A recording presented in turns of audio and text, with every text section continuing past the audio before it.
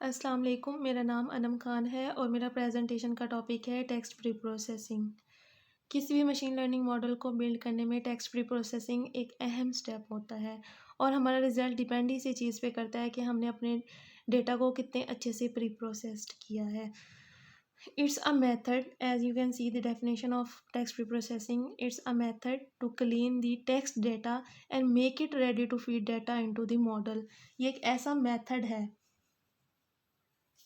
जिसमें हम क्या करते हैं, डेटा को, हमारे पास जो टेक्स्ट डेटा है उसको क्लीन करते हैं। जो डेटा अवेलेबल है उसको हम करते हैं क्लीन।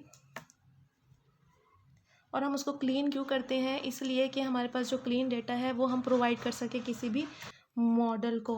ठीक है, डेटा जो हम प्रोवाइड करेंगे मॉडल को, और मॉडल को क्यों हम प्रोवाइड करेंगे? ताकि हमें क्या मिल सके, बेस्ट रिजल्ट मिल सके हमें। ठीक है, तो फिर इसका डेफिनेशन आप लोगों को समझ आ गई होगी। टेक्स्ट प्री प्रोसेसिंग एक ऐसा मेथड होता है जिसमें डेटा को, जो टेक्स्ट डेटा है उसको क्लीन किया जाता है। एनएलपी में टेक्स्ट प्री प्रोसेसिंग किसी भी मॉडल को बनाने का पहला स्टेप होता है और टेक्स्ट प्री प्रोसेसिंग के फर्दर जो है नेक्स्ट जो है वेरियस स्टेप्स होते हैं, उनके बारे में बात कर लेते हैं। तो टेक्स्ट प्री प्रोसेसिंग के स्टेप्स होते हैं, आता है tokenization, lower casing, stop word removal, stemming and lemmatization. These five are main steps to perform and clean out our data.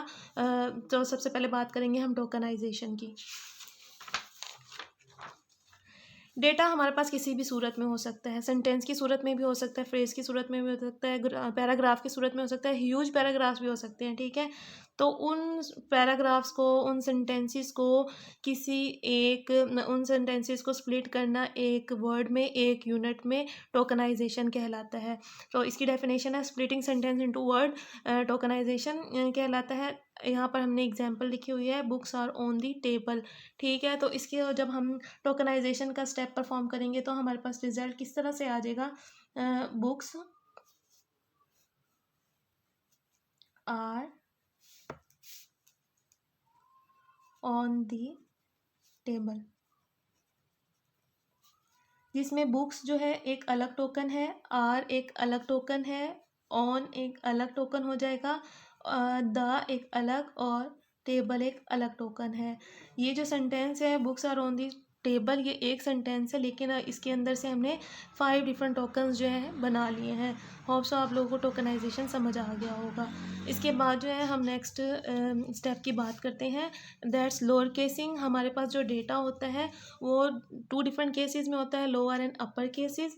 तो उस तमाम डेटा को लोअर केस में कन्वर्ट करना। लेट्स सपोज कि हमारे पास 2 वर्ड्स हैं, बुक्स और बुक्स, सॉरी, एंड बुक्स। ये 2 वर्ड है हमारे पास जिसके सेम मीनिंग है। ठीक है, मीनिंग सेम है, लेकिन इनका जो पहला जो लेटर है वो एक स्मॉल में है और एक कैपिटल में है। तो वेक्टर स्पेस मॉडल जो है इन 2 लफ्ज़ जो सेम मीनिंग रखते हैं उनको एक नहीं काउंट करेगा, उसको 2 अलग लफ्ज़ ही काउंट करेगा।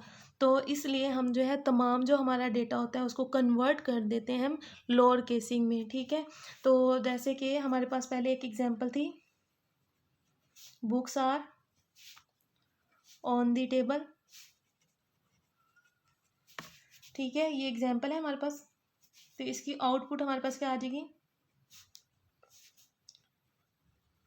Books are on the table. बी जो हमारे पास कैपिटल था उसको स्मॉल में कन्वर्ट कर दिया है। तो लोअर केसिंग में ये होता है converting a word into lower case. तमाम वो जो हमारे पास वर्ड्स हैं या पैराग्राफ, जो भी डॉक्यूमेंट हमारे पास अवेलेबल होगा उसके तमाम जो वर्ड्स हैं कन्वर्ट हो जाएंगे into lower case, as you can see NLP to NLP. इसके बाद हमारा अगला स्टेप है स्टेमिंग एंड लेमेटाइजेशन। ठीक है, ये एक ऐसा प्रोसेस होता है जिसमें जो हमारा वर्ड होता है उसको ट्रांसफ़र कर दिया जाता है इनटू इट्स रूट फॉर्म, उसकी रूट की तरफ।